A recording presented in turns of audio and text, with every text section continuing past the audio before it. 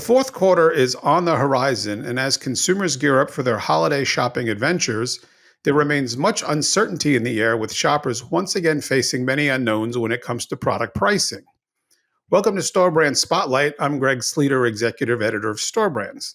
Our guest is Stuart Aitken, President and CEO of Circana. We'll discuss the current mindset of consumers, the notable shopping trends retailers need to watch, and how the first 8 months of the year may foretell how consumers will shop for their holiday needs in the vital fourth quarter. Stuart, welcome to the podcast. Thank you, Greg. It's a pleasure to be here. I appreciate the invite. Thank you, Stuart. It's a pleasure to have you as well. It seems like we continue to wait for whatever is a normal year, and normality has gone out the window since the pandemic, and economic factors such as inflation and now the uncertainty over tariffs. So I think we're all here watching and scratching our heads a little bit and trying to make sense of just exactly how the consumer is going to react. So makes for an interesting time again. So I appreciate the time today. Of course. Happy to be here. Stuart, to start with, when you look at consumer behavior right now, what's the headline you would use to describe the current landscape? Tumultuous would probably be the right word. But in spite of that, what is unbelievably incredible is the resilience of the consumer. What we are seeing is a consumer who's adapting to what they're hearing, what they're seeing. You see that, Greg, in consumer confidence, where it slumped dramatically. It started to work its way back despite all the noise around tariffs, the noise around inflation, et cetera, et cetera. The consumer is remarkably resilient. If you start looking at various aspects like wages versus inflation over the last 5 years, COVID included, inflation has superseded that of wages, and the consumer is making trade-offs between discretionary and non-discretionary type items. Eating out versus eating at home, you're seeing a big shift to eating at home. So the word would be tumultuous, or the headline would be, but in spite of that, we have a pretty resilient consumer. Stuart, that resiliency, and I think we've heard that more and more over the past couple of years, is the consumer just at a point where, as a group, they're just responding to what's in front of them, and they're not so much concerned about forecasts that are maybe 60 or 90 days down the road, that they're just dealing what's kind of in front of them at the moment, and then whatever happens 3 months down the road, they'll just, adapt and make the changes they need to make.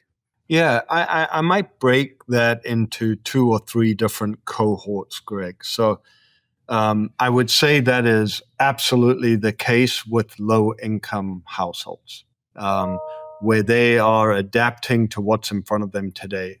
If you look at higher-income households, they're doing just fine, and the behavior is similar to what we saw before. The middle income, you see some variability, some trade-offs, again, between discretionary and not.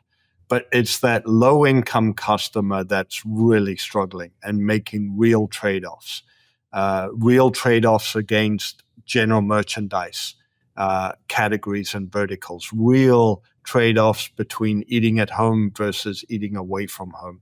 That's where we see the biggest trade-offs, and a customer that is struggling largely because of the macroeconomic environment. If you look at credit card debt, it's reached an all-time high of around $1.2 trillion. What's interesting in that number, too, is it's 3 times higher than what it was just back in 2022.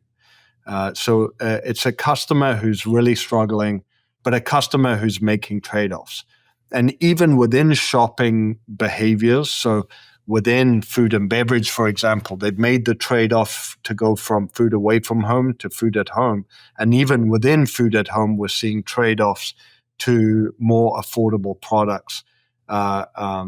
and those more affordable products, of course, being private label or our brands, the retailer brands. And what's interesting is you're seeing some of that even on the high end side of things too, with Club, where Club you're seeing a greater growth of private label there too. So you're seeing it across the landscape, but the real cohort that's really struggling is that low income household. You mentioned obviously we talk about eating. More people are cooking at home than going out to dinner, and it's interesting when you see now some of the even the quick serve restaurants and where the pricing has gone. It's almost eye catching. Like when I look at what Panera is now charging for, a soup and sandwich compared to what they were charging 3 years ago. It's stunning. So some of that, I think a lot of that makes sense in terms of consumers are finding it, the money saving option to eat at home. You talked about some of the changes they're even making when they're shopping at their grocery store, buying more private label. Do you have any sense that that change in behavior is sticky long term? Is it a temporary change? What would be the long term implication of that? I want to first address your point on food service and the high prices that we're seeing. Excuse me. Um, that's largely driven by labor and labor costs and the increase in labor costs and trying to find labor, especially in QSR, just as you suggested, Greg. So QSR is struggling from that standpoint and have had to move prices. So even although you look at same store sales or organic store sales for QSR, it's growing. It's growing because of price, not because of traffic. And we see traffic down 1.1% over the last 12 weeks or so.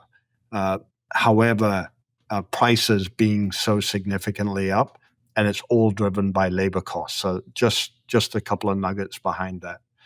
Your point on the behavioral side and what is whether or not it's sticky or not, I would look to those income cohorts again, and I would say it is absolutely sticky right now with the low income, and I would expect to see more trade offs within those categories too.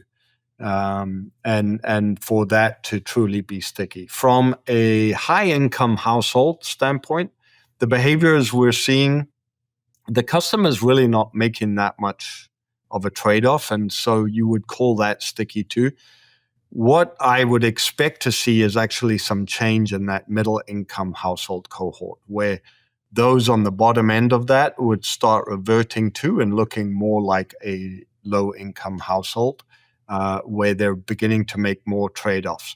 The big ones initially from, let's say, discretionary purchases and general merchandise type purchases and pulling back there to then trade offs within eating at home.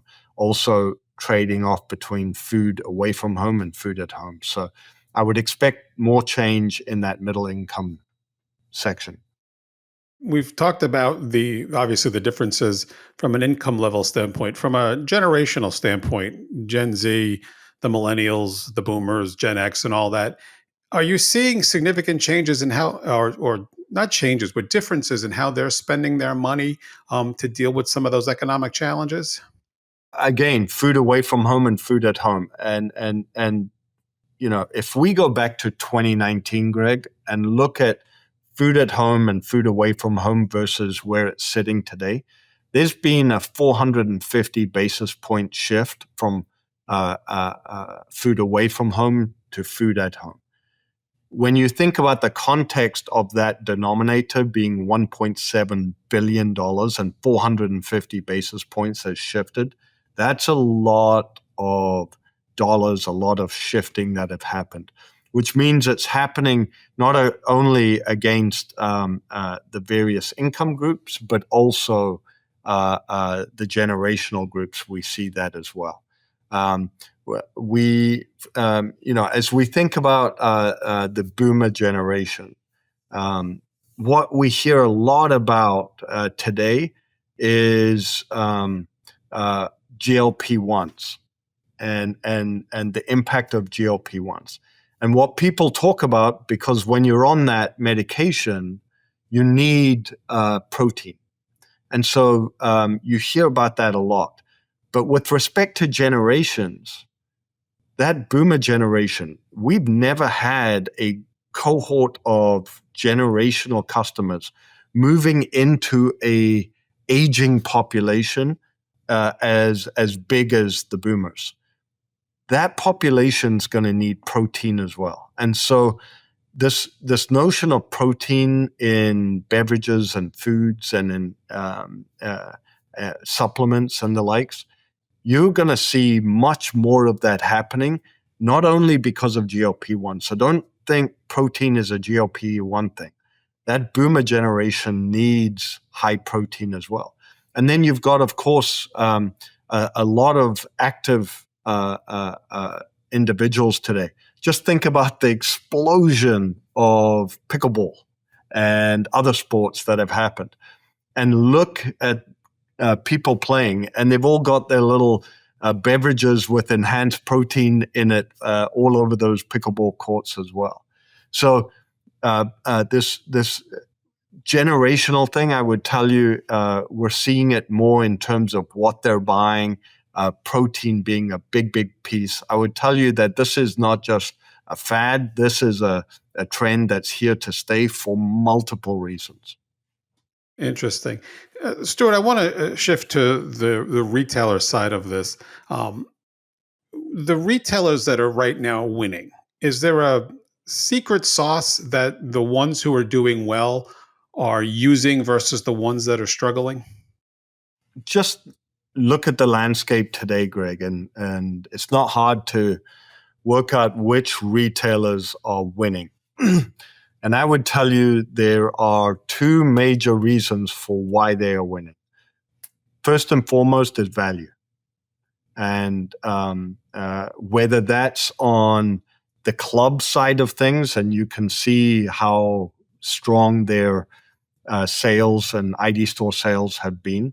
The mass side of things, you can see how strong their sales have been as well. And remember the size of their denominator. That is a big chunk of the retail sales. And when they're driving mid-single digit to high single digit growth, that's an awfully big pull on the total food and beverage market.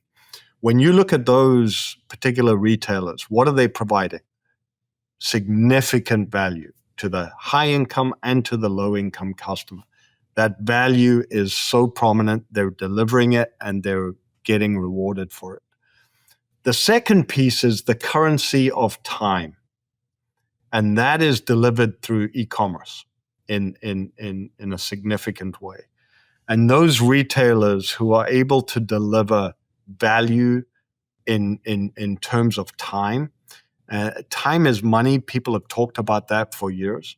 But you look at the growth of e-commerce. And in fact, if you look at the first 6 months of 2025, what Circana has identified is 52% of all growth in food and beverage has come from e-commerce in the first 6 months of the year. When you put that into context, if you're not in the e-commerce business as a retailer, you're going to struggle, and that's you're losing out on half the growth already, which means it's going to be even harder for you to grow. And realizing that dual income households have no time. And so if you can save them time, that's a value equation that's priceless. Interesting. The food side of e-commerce is interesting because we still hear some consumers who want to go in and pick their produce and kind of choose some of those fresh items on their own. But is the consumer overall as a group finding greater confidence in their local store, mass merchant, grocery store, wherever they're getting their food from? Just finding greater confidence in those e-commerce systems that are set up, and then they realize they're saving an hour and a half a week, where they could just order, go in, pick up, and go home. Is there greater confidence in the system right now? I think it's building over time, Greg. That produce is the hardest part to get right, without question. And building that confidence is going to take time. For every one negative experience, it's going to take 5 to 10 positive experience to overcome that. And so from a consumer standpoint, that's going to just take time. So you have many shoppers who will order pickup, go to the store, get their pickup, and then run in and buy produce.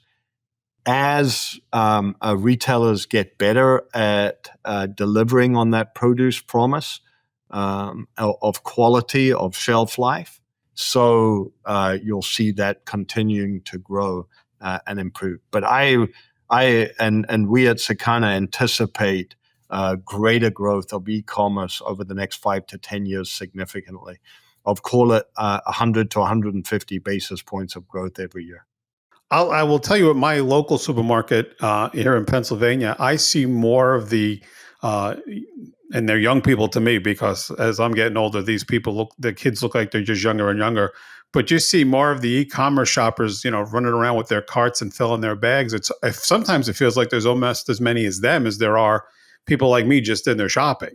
So you're 100%. definitely seeing that growth just from an observational standpoint. You're exactly right. You think about that gig workforce and how convenient that is for the customer, and they're paying an additional price for that.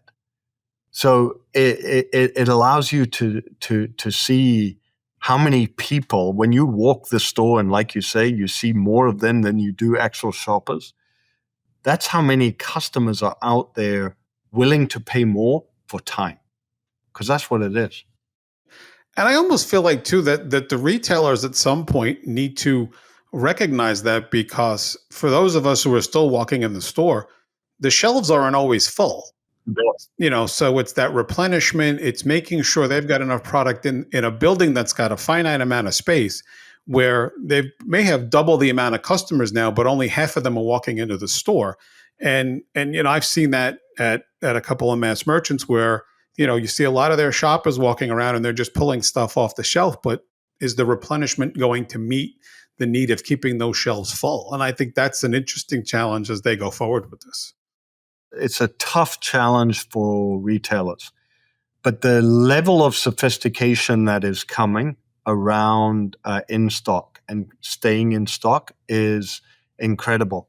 Whether it's cameras being able to read from the shelf, cameras being able to read that were typically security cameras in the past that are becoming able to look at the shelf and call for replenishment, where associates now are able to be told, hey, this is your next best task based off of greatest value to the consumer or greatest value to the retailer from a sales perspective. So don't fill this hole, fill this one because it's more important. But the sophistication that's coming is significant. And every associate now having a handheld, being told where to go, where to replenish, that's only going to get better and better. Is very, very interesting. And again, I think a lot of this comes out of obviously the pandemic, and people who may never have used e-commerce to buy items or now, did it once and just thought, wow, this is the greatest thing. Not only do I not have to walk into the store, they're probably saving some money because, somebody goes into Target with a list of 5 things, you come out with 20 things, and now you've spent more money. So there's kind of a twofold benefit to that. So yeah, it'll be very interesting to see how the retailers meet that need. And what's interesting about that comment you just made, Greg, is, um, uh, typically e-commerce haven't been used by the elder generation. But as this boomer cohort hits, 60s, 70s, 80s, you're going to see this group of customers using e-commerce more than ever. Convenience, time, not having to go to the store. It's going to help grow the total e-commerce business in the food and beverage space significantly. And I'm going to wave the flag a little bit for my generation, Gen X, because I'm in my mid 50s, so we're starting to approach some of those older years, and we were that first generation that they dropped the iPhones into our hands. We were in our mid 30s, late 30s. So we were sort of the guinea pigs of this. And then the millennials and the Gen Zers behind us. But we're going to start hitting 60 and we're already doing that. So, there's a great old wave of the e-com consumer coming because we use it, like I said, 5 years ago, we never did it. And now we do it probably 50% of the time. Wow. And again, for a lot of the packaged goods and things like that. But when my wife and I sat down and started to realize how much time we were saving, uh, it was like, why weren't we doing this before? It was sort of like a virtual smack in the head kind of thing. So For sure, for sure. And you're going to see more and more of that. And then when you look at the younger generations, they were born with an iPhone in their hand. And that generation is ready for this, uses e-commerce significantly. So, e-commerce, retailers need to be in that space, thinking about it. How am I connecting with my customer? How am I building personalized relationships? That's where data becomes even more important.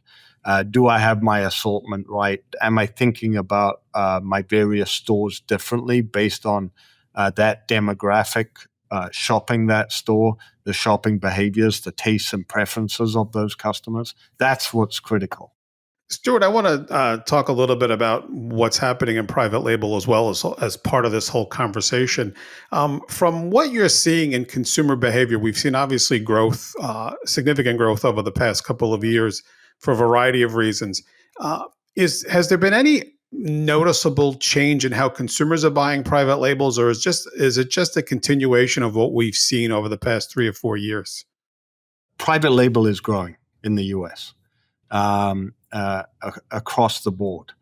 Um, and it's growing not only from a dollar standpoint, but a unit standpoint too. We talked about income trade-offs, but I don't want that de-emphasizes the value that private label provide customers. And if we just take a big step back in the US right now and compare it to maybe Europe penetration of e-commerce of private label is 45 to 50%, massive. In the US, call it 25% penetration in the US. But think about the big uh, uh, um, growth of the likes of Trader Joe's, 95 to 100% private label, Aldi, Lidl, coming into the market, the growth of Club private label, phenomenal brands. Kirkland is an amazing brand. And what that is doing is teaching the American consumer that private label is as good as national brand, and in some cases better. And that's the danger for the big CPGs out there. But it will force them to make their products better for the consumer too. It'll force keeping prices in check as well. Ultimately, who wins in all of this is the consumer, because brands and private label, our brands, are becoming better and better. Great example, the largest natural and organic brand in the US is Simple Truth. Kroger doesn't say Kroger, it says Simple Truth on that brand. And you have multiple examples of brands that are growing up within retailers that are strong brands. And you hear retailers talk about their billion-dollar brands, and multiple retailers talk about that. So we see a great growth. Certain retailers are putting percentages out there that they want to go and reach and hit in terms of penetration in their stores. So if you're in the private label space in the US, There's a lot of great runway ahead of you. And in fact, if you look at some of the people running private label today, it's people who've come from the branded world who are treating private label as brands, not as a a secondary type item. And those brands that we're talking about, billion-dollar companies, obviously they're not gonna go away quietly. What kind of response do you think we'll see across retail? Is it a price issue? Is it new product issue? Like, how are they going to work to combat the growth of private label and what those products under the own brands offer? Yes, yes, and yes. So you're going to see phenomenal innovation. Um, as we went through COVID, we saw a bit of a drop off in innovation from brands. You're going to see an amazing pickup of innovation across food and beverages, which is exciting and fun. And that's exactly where brands need to be and big brands need to be. You're going to see a swath of M&A happening in that space as well. Um, and then from a pricing standpoint, if you haven't had the innovation, if you've not changed anything about the product itself, you will struggle against high quality private label brands. So it forces, that's what's so great about our industry and our business is we get to decide how our brands play. We get to decide the innovation, where we're going to invest. And if we haven't tweaked our brands, improved our the national brand itself, you can expect some pressure, especially when you look at the cohorts who are buying your product. Who's buying your product? Why are they buying it? Understanding that is crucial to know what factors you need to play to keep your brand growing and front and center for the consumer, whether that's marketing through retail media or what have you. It's a massive opportunity for brands as well as retailers. Stuart, the fourth quarter is fast approaching, and it's obviously a very important time of year for retailers. For the retailers out there, from the standpoint of consumer behavior, what should they be keeping an eye on as the fourth quarter approaches? Here's what we have learned over time at Circana is the customer on big holidays that you'll see in the fourth quarter, they will not trade off. They are going to have their holidays. How do you take advantage of that? You're going to see more people eating at home. How do you take advantage of that? How do you allow for a meal at home? And we've been seeing this trend over the last 3-4 years. Hey, a meal for 10 people under $5. We've seen that from retailers for the last 3-4 years. I was a part of that. But you're going to see more and more of that value meals. But how do you get more? There's not just one meal or two meals or three big meals in the fourth quarter. There are multiple occasions, multiple ways to sell that to the customer. And as they trade more from food service to food at home, how do you take advantage of that? So this notion of the resilient customer that we were talking about at the beginning of our chat here, Greg, that resilient customer comes out in spades in the fourth quarter when they want to celebrate and have fun with their families.